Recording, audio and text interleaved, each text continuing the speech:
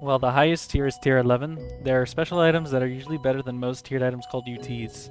UTs stand for untiered, and the difference between a UT and a tiered item is that UTs don't follow the traditional pattern that tiered items follow for that specific item type. For example, the difference between all tiered heavy armors is defense. That's it. It will always be defense. However, for a UT is going to have some different stats that don't follow that pattern. Chrono Sabatons offer less defense in exchange for vitality and attack, which can make them better in different situations. The difference in tiered staves is that they do nothing but increase in damage. UT weapons are a lot more flexible in terms of their variety. Here are two examples of some UT staves, starting with the Gravedigger staff.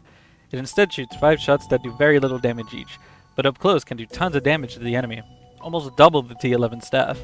But maxing out your damage output is very risky, since you have to get so close to the enemy. Another example is the Staff of Unholy Sacrifice. It is completely different. It does more damage, has 4 shots, has a higher cooldown, but it shoots backwards. This doesn't seem useful right now, but exalting this will make it really good. To understand exalting, first you need to know the different types of UTs there are. Green UTs have a drop rate of 1 in 50 to 1 in 150. Purple UTs have a drop rate of 1 in 200 to 1 in 750. And red UTs have a drop rate of 1 in 1000 or higher. All of these UTs have different crafting recipes to exalt them. When you exalt a weapon, you upgrade it from its current state. A green UT's crafting recipe is 2 of the same type put together in a crafting table. This turns it into an EX. This isn't a huge boost of damage at all. The DPS went up from around a T7 weapon to a T9 one, so it's not that major because it's just a common UT. Purple UTs require 3 of the same type of UT and 6 Royal Forge Fragments. Royal Forge Fragments drop from mini-bosses around the realm. Not exactly event bosses like Lotl, but mini-bosses that display their location on screen once you get there.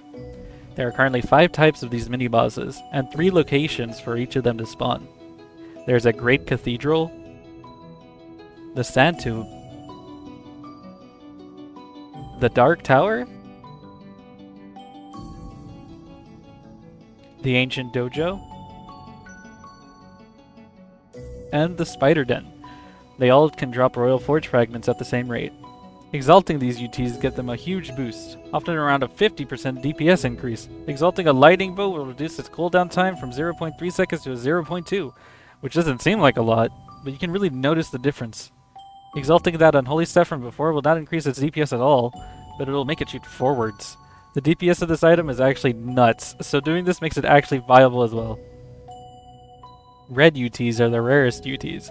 Exalting them gives them around the same DPS increase as a purple UT. I've shown exalting weapons, so I'll show what it does to armors in this demonstration. For red UTs, you will need 2 of the same item type, but 7 Bloodshot Forge Fragments. Bloodshot Forge Fragments drop from Omnipotent and Chronos dungeons. Exalting red, purple, or green armors grants them a 10% crit hit and crit damage boost.